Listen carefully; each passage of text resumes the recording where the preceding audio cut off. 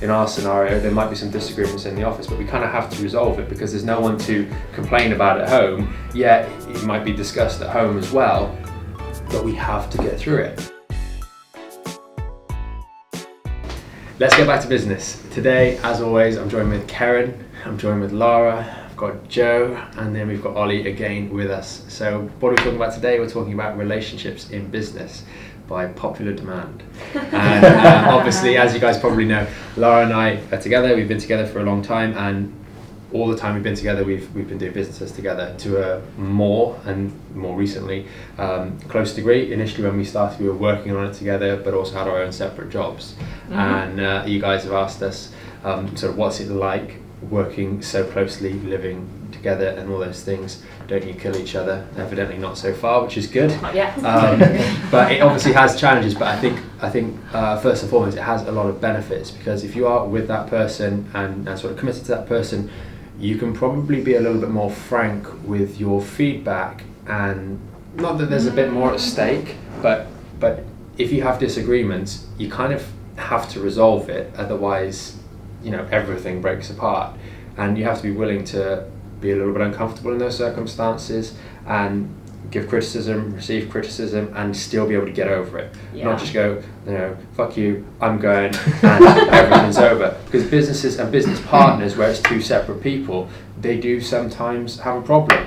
Business partner A, they have a disagreement, business partner A goes home and complains to the wife says, or the husband says, oh, he's an idiot, or she's an idiot, blah, blah, blah, and then there's all that talking in the background, and then you come back in and it just perpetuates the problem. Because when you go home and speak to your partner or the people that you know, you give them your side of the equation, and then they back up your side of the equation, then you both come back into work or into business the next day, reinforced with the troops behind you, and then you go at it again. Whereas in our scenario, there might be some disagreements in the office, but we kind of have to resolve it because there's no one to complain about at home. Yeah, it might be discussed at home as well, but we have to get through it. And also you realise you're both on the same page, you're working towards the same goal. There's not really any ulterior motives there, there's not any sort of hidden agendas, because you're both working to the betterment of yourselves, of the business, of the family as well. So that kind of... And the people around you. Yeah, and come under the business. Mm-hmm. You're working for everyone's benefit, and there's no sort of conflicts of interest. That's quite important. Yeah. If you guys have any questions, just I was just going to say, when did you realise that... Sorry for my croaky voice, by the way. Joe is sick. I am a little bit. Passing on the lurgies. The rest of us will be soon. But when did you guys decide that you were going to go into business? Was it something that you talked about before? Did you kind of just be like, oh, I guess we are going to go into business together now? Or, how did it come about? Was it a conscious decision? Was it a conscious decision? I think it was. So do you remember after the 3-day property course, and they said this is how much you're going to have to invest, and we were like, shit, that is a lot of money. And we went to it was somewhere near the Strand, went to Pizza Express. This was like at 6 p.m. the course was over, and we sat downstairs and we had a long conversation. Do you remember? And we were like, if we do this, this has to be all in. We have to commit to this, because it's a huge amount of money, and we can't just throw it, throw it in the bin. We need to actually put this knowledge to use and make it work. So I guess that was maybe the point at which we kind of started working together, and it was a little bit more serious. But it wasn't like we are now in business together and. That was just the way it's going to be. Yeah, no, it wasn't like that. It was just kind of like, okay, we just need to commit to this, to this goal with the property, if we decide to do it, and then we did decide to do it. So yeah, I think I always remember this one conversation with a patient, and he was a taxi driver, older guy. He was maybe in his 70s or 80s, but he still wanted to work, and he said something along the lines of. I've always been a taxi driver, work 7 days a week, and I'm at home in the evenings very rarely, and so on, but now I'm kind of semi-retired, doing it occasionally. I'm with my wife, and I just hate it. I hate it all the time. And it was really sad to listen to, because he was in turmoil. He's like, we've raised kids with this lady, etc., but I can't stand being around her all the time. And in my mind, personally anyway, it's a really sad way to be, but his whole life has not been around that person. And they've been together for 50, 60 years, but he's only ever spent maybe 2 hours in the evening with her. And in my mind, if you're going to be with someone for the rest of your life, then it seems ludicrous to only want to be with them for 2 hours a day or something like that. And having a shared goal, you're both being drawn together to work on something that is bigger than both of you, that helps both of you, that helps your family set up a better foundation for your family. Why on earth should you not be on the same page with that? Is my point of view. And then also, you have different skills. Like, we have complementary skills, and fortunately, I think in our case anyway, the weaknesses that I have are offset by Lara and vice versa. So with different skill sets and different personality traits. So those things are really important. They work very, very well. Often guys might be a little bit more pig-headed, and a girl tends to maybe offset some of that and make you think a little bit before you're too reckless in some instances. And I think that's important. Yeah. How do you cope with when one person in the relationship is not 100% that day? You know, you can tell their energy's down, or wake up on the wrong side of the bed. How do you kind of lift them up? That doesn't happen that often, I don't think. No. I mean, it rarely does happen. But I feel like in the beginning maybe it happened more so than it did now. But we were working in different jobs at the start, so your mood might have been affected by the boss not necessarily being 100% that day, and then you're a little bit down. So maybe don't feel when you get home, like working on the properties or doing our area research and stuff like that. I suppose you know that actually at some point you're going to have the same problem, and they're going to take the slack up for you. And it's like it's that give and take. I think the best thing to do in that scenario is to get the other person to write their goals down. Yeah, that always helps. That always helps. And the other person might, have a little bit of friction towards that because they're just really not in the mood, and they're just like, no, I don't want to do today. I just want to do my own thing. Just scroll through Instagram.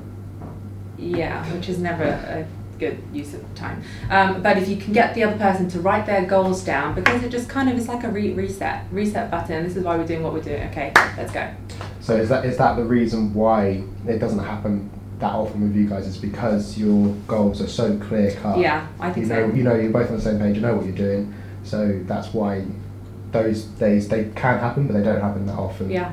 That's because of the clear goal. And also you get used to it. Like, we've been doing this together for quite a while now. Mm-hmm. And you see that when you're on point, things work really, really well. Yeah. And when you're not, things get slowed down. I don't know. I also just feel like there's just not enough time in the day to waste on negativity. Right. And if you do wake up on the wrong side of bed and you're a little bit moody, it's literally like, okay, come on, get over it.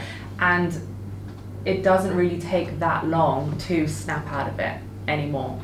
It really, really doesn't. I don't know. Maybe it's a learned trait. It's literally just like, okay, feeling a bit crap, but we need to switch it up, and then we need to go on. It's something that's unlearned when you start to become a bit more conscious. If you look at a child, they could be crying one minute and laughing the next. Yeah, that's so true. And it's only when you get to adults or teenagers where you're a little more self-aware, and then you start thinking about stuff, and you start overcomplicating things, and then you start holding grudges and all those sorts of things, and then an argument that should take literally 2 minutes lasts over like 2 weeks because you're not going to let go. And it's kind of trying to be more childlike. Just switch your mood. Like it's entirely in your decision. It didn't take you 2 weeks to change your mood and get over the fact that, I don't know, you put the wrong piece of clothing in the washing and it shrunk the t-shirt or whatever it is. It doesn't take you 2 weeks to get over that. It happens in an instant. Yeah. It's just that it took you all that time to decide you wanted to get over it. Yeah, it's like that phrase, don't let your emotions control you. You control your emotions. You can't just be, hey, my emotions are telling me to do this, so I'm just going to ride that way. No.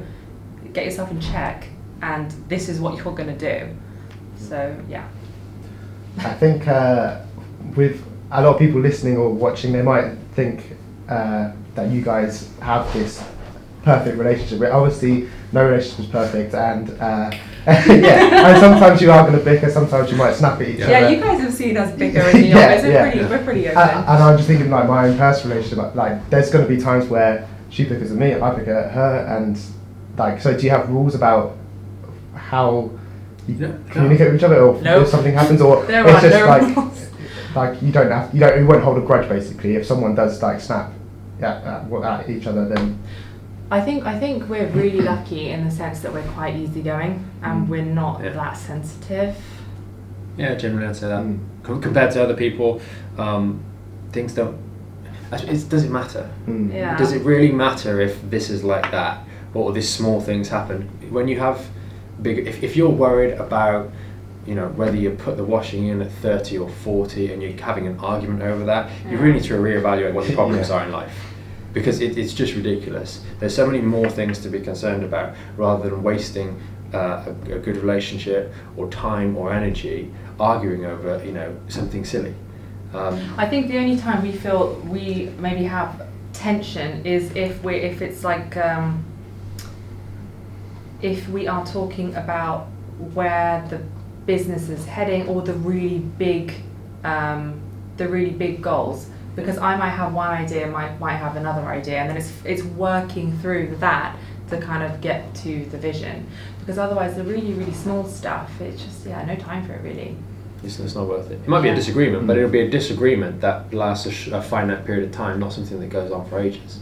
But we might spend 2 or 3 days or something going back and forth about a direction that we want to take with the business. It's a big decision. Whether it was worth making the expansion to move upstairs in the clinic and spend all that money. That's a disagreement that we have. I've got my thoughts, Laura's got her thoughts. It's about coming to the middle and figuring out exactly what we do, how we approach that. That's a disagreement worth having, because the outcome is a more thoughtful, more planned out execution strategy, and we both are equally strong about our opinions in terms of what to do there. But you have a disagreement and then you move forwards, not fighting over the colour of the sheets or something like that. You really got out of the laundry today, sorry. It's just the first thing that pops in my head. Do you think that's gotten easier the longer that you've worked together? As in, when you first were together, did you fight over the little things, or has it gotten, as you've been together for longer and you have bigger decisions to make, has then the small stuff become the small stuff?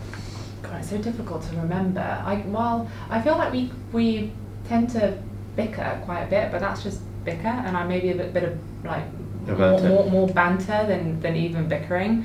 I don't know. Do you remember if we used to? I don't think we were argue ever bad. too much? But we're definitely. I suppose we definitely. I think we've got. We disagree more effectively now, with less whatever that means. What does that mean? What does that I suppose I'm sure. I can't think of any examples, but I'm sure that we weren't like this before. Yeah. That we have moved it's towards the way normal we to are. argue. It's 100% normal. What's not normal is to keep it going for like 3 days and to ruin your life for 3 days because you're in a constant hamster wheel of BS arguing, basically. Yeah. That's a waste of time. Mm-hmm. It just serves no purpose and doesn't Yeah. improve. I don't know. Is that normal? I feel like I seem like a robot. Is that normal? No, I think that's come down to the personal development again. It's like not to be as sensitive, and be a bit more easygoing, because you're not sweating the small stuff. You're also, the personal development stuff teaches you to take more accountability, responsibility, all that kind of stuff. So if you're not blaming your other half or whatever, or whoever else, then you can't. There's less things to argue about, because you're also taking your personal. God, I think sometimes though you are a bit not you, but you as a person can be. For us now, I suppose there's a little bit more stakes. So sometimes you do get you're maybe under a lot of pressure or something's not going your way, and you might snap a little bit there. Yeah. But it's also then having you're just more aware from things like the personal development. Say, okay, why is Mike feeling this way today, or why is Lara feeling this way today? Maybe a little bit shorter, and instead of just kicking back, like a lot of people, other half kicks off at something small, and then you kick back at them just for kicking off, rather than taking a moment. And I think this was in the book Clarity that I read, and said, why is that person reacting in that way right now? What else might be going on that I'm not thinking of? And we think about this with patients as well in the clinic. What else might be going on, or has been going on outside, that's caused that person to react like that, and then letting it go. Because actually, do you know what? In the case of patients, they're in a lot of pain. They can't walk, so they're going to be a little bit more snappy. So saying, do you know what? It's not worth addressing that situation. Let it go. Understand. And actually, when they start, you see the transformation in patients. As soon as they start getting out of pain, they instantly change their personality. Yeah. And it's the same thing here. If there's something else going on outside your that immediate circumstance that has triggered you, so to speak, if you just take a step back and have the wisdom to say, why might Lara be reacting like this, or why might Mike be reacting like this, you instantly can picture it from maybe their side, Yeah. and then you don't react, and it doesn't explode into a crazy argument that Yeah. lasts. I really like that. So you look at the situation from more of a caring point of view, and that goes with every relationship really. Whether it's professional. Yeah. Whatever. It just gives you a little bit more understanding. But I really like what you said, Joe, about the accountability, because if you there are literally times where I'm like walking around and I will literally, for any particular situation, talk to myself about how it was, what did I do, like how was it my responsibility or were my actions the right actions to take, or what could I have done better, and I really do lay that on myself and take accountability. But that's something that I've been trying to do more consciously recently, just because of a lot of the Gary Vee stuff, and I think he's really great. But I think if everybody took that approach, the world would probably be a better place. Yeah, definitely. I'm working. It's a difficult thing to do, and you're constantly reflecting, constantly thinking. You don't always have the time in the day to constantly be, reprogramming the computer. I guess. Wow, I really am talking robot today. It's trying to work on yourself first, like anything.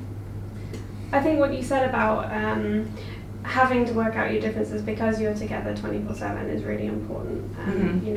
That's a lot of people might have an argument and then go talk to someone at the water cooler about their partner, and kind of work it out with them more than their partner. And one of the books that I found quite interesting was Elena Cardone's book, How to Build an Empire. Mm-hmm. It's a great book, and essentially it's saying don't let anybody outside of your immediate friends or family talk shit about your partner. That is that's something to work out with your partner and your partner alone. Yeah, very true. You're together and you're in it together. Yeah. Whether you're in business or not in business. Yeah. It should be viewed as, it shouldn't be any different for us than really anyone else in terms of that, because you are together. Otherwise, I suppose that's how seriously you view the relationship. Not that we're trying to give relationship advice. Yeah. But I suppose that's pretty much it. Yeah. Yeah. Any other questions, guys, or any other comments or anything? How do you find shutting off at home, essentially? Since you're always together, I can imagine you're that's a great thinking of business That's a really 24/7, good question, so Ollie. it must be hard. I suppose for me, I'm. Are you shaking your head? Do you just not shut off? Just constant. It's enjoyable. Yeah. So you people shut off to escape from something that they don't like. Mm-hmm. So if you enjoy doing it, I don't know. I feel like maybe it is a bit ridiculous, or other people would find it ridiculous, but I don't think we actually ever shut off. So last night driving to my mum's, I'm literally in the car thinking about what I should be doing on Instagram and the strategy for that, and still the mind is still working, and we're talking about the podcast filming, what we're doing the next day. It doesn't really stop, but yeah, it's kind of enjoyable. Yeah, I mean, it's just different because the perception with that is that you're doing something that is not fun, so you need to shut off from it to recover so you can continue to do something not fun.